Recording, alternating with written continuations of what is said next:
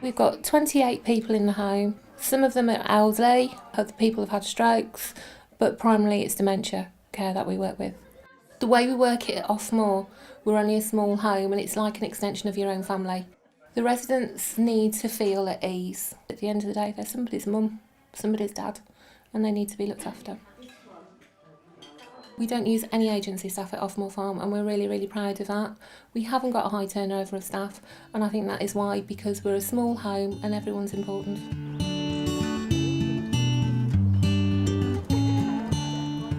You work in care because you enjoy it. They're a part of our family too. You know, you do get connected, it's really nice.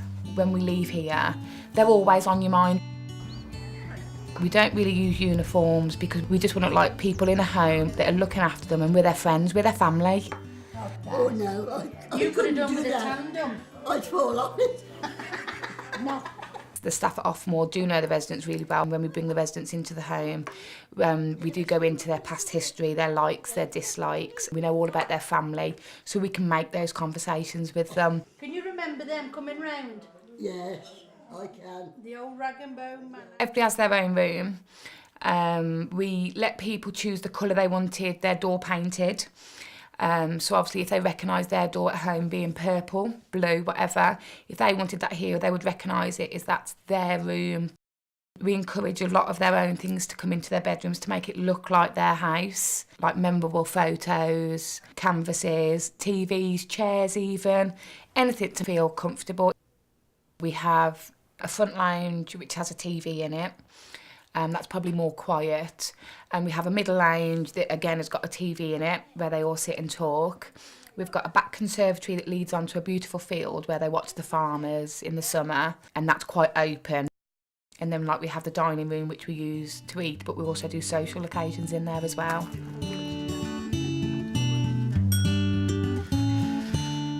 We like families to come in and visit their residents as often as possible. It's an open door policy, come in whenever you want to. Well, we gets up of a morning and has a wash and then we has a chat to one another, comes down and has our breakfast. The staff, they treat you all right. Oh yes. Yes. Oh yes. They're nice, they're friendly, very friendly. And they will help you if you need any help. See, that's what I look for, is friendliness. I come in and they'll say, your dad's in that room. And I'm thinking, well, how do they know? But they've clicked straight away who I've come to see. And they're all the same. It doesn't matter who I see. Oh, your dad, yes, he's over there, he's over there. Yeah, they're all very nice. We're friends of Offmore because my mum was in here for 2.5 years. Sadly, she passed away, but we've still stayed in touch with Offmore because of the care that Mum received. All the staff worked very, very hard to include us in her care, finding out what she liked, what she didn't like. They were brilliant. They were brilliant. At the end, they were so caring. I mean, Mum stopped eating, and they couldn't do enough. The chef came out specially to tempt Mum with dishes over and above what was on the menu, but they were just wonderful. They couldn't have done more. And the girls, the things they had to do, there was definitely value for money. They genuinely do care. It is a care home, and we see all sorts of awful things on TV and secret cameras and things like that. And I can assure you, I've never seen anyone, any of the girls lose their temper or shout or anything like that. They've always been most calm and professional at all times.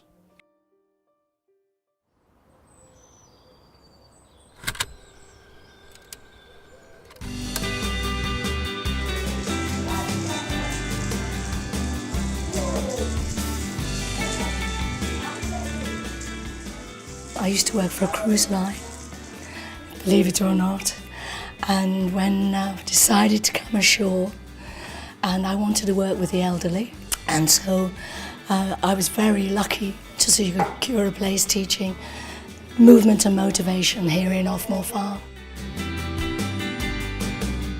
It is important, just keeping everything moving, just keeping blood flowing instead of just sitting.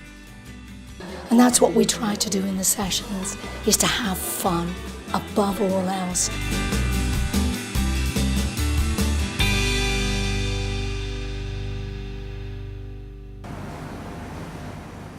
The food is all cooked here and it's really, really important, so it needs to be presented really nicely. I'm cooking fish pie today. It's nice homemade fish pie using salmon and white fish, mainly cod.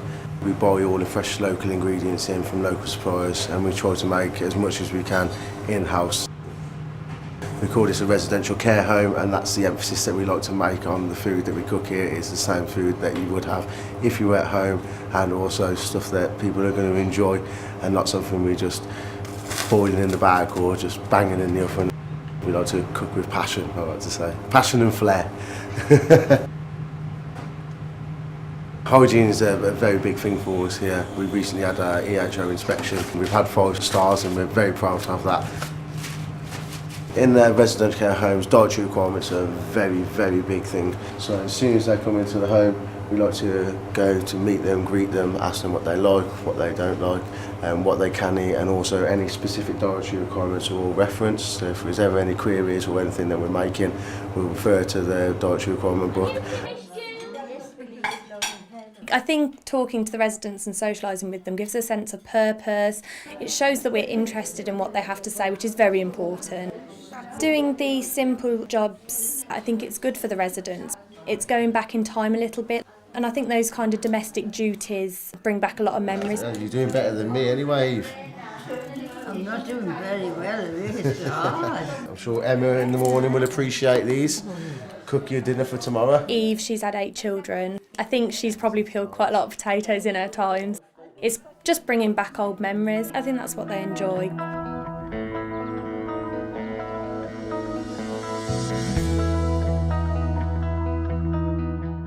I think the most important thing about the location that we've got here is we're very accessible. So if family members want to come and visit regularly, we're very accessible for that.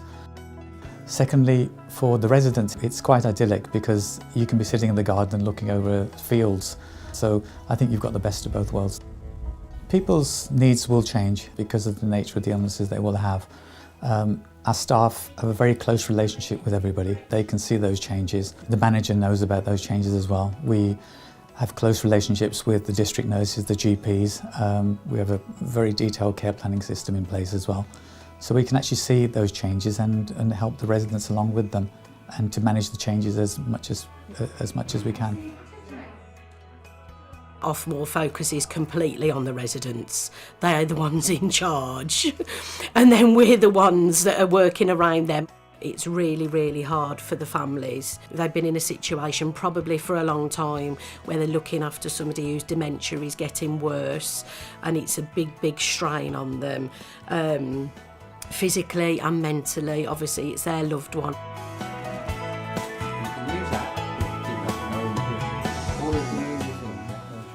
They're trying to do their best to look after them, and I think it's a really difficult time for them when they realise they're not able to provide the care that they want to, and they want them to be somewhere where they haven't got to worry, they know they're safe and they know they're being looked after. I'd be happy for any of my relatives to become a resident at Offmore, and I think for them to come into here I would have complete trust in that, knowing that they were being cared for. When I come here, one of the best things is that you're walking around, you're seeing the residents smiling, the staff are smiling, they're having a laugh and joke with the residents, and to be honest, that's the way it should be.